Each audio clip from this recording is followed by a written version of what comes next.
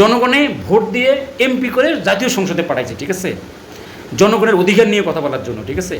ওইখানে তো পাঠাই নাই যে কোন ম্যাডামের ভুঁড়ি বেড়াইছে, কোন ম্যাডামের কী বেড়াইছে না বেড়াইছে, কার কি দেখা যায়, ডাইনি বামে কে বসছে, এগুলো করার জন্য পাঠাইছে। হ্যাঁ, আমির হামজা সাহেবের কথা বলতেছি, শুনুন, তার মুখ দিয়েই শুনুন একটু ভালো করে, ঠিক আছে। আমার ডাইনে বামে আমার ভড়ি আলাদা লোক আমি পেয়েছি, ডাইনে বামে ভড়ি আলাদা, এমন বড় বড় ভড়ি। রুমিন ফারহানা আপা আছে, এরপরে যে মন্ত্রী পটলের মেয়ে আছে ফারজানা শারমিন, আমার মনে হয় এই তারপরে নায়াব ইসলাম। শুনছেন ভালো করে, জনগণ প্রতিনিধি হিসেবে পাঠাইছে কোথায়, জাতীয় সংসদে। এখানে রুমিন ফারহানা আবার ভুঁড়ি দেখা যায়, আরও যে যার কথা বললো তার অমুক দেখা যায়, তমুক দেখা যায়, ঠিক আছে, মানে এই সমস্ত অশ্লীল কথাবার্তা, ঠিক আছে, ওয়াজ মাহফিলের মধ্যে, ঠিক আছে।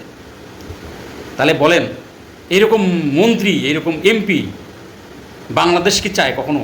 বাংলাদেশকে রিপ্রেজেন্ট করবে তারা, ঠিক আছে, অথচ ভুঁড়ি দেখা যায়, পেট দেখা যায়, অমুক দেখা যায়, তমুক দেখা যায়, এই যে অশ্লীল কথাবার্তা, ঠিক আছে। এর আগে তারেক রহমানের ভাই কোকোকে নিয়ে কিন্তু একটা অশ্লীল কথা, এই জন্য বিতর্ক তৈরি হয়েছে কিন্তু, ঠিক আছে।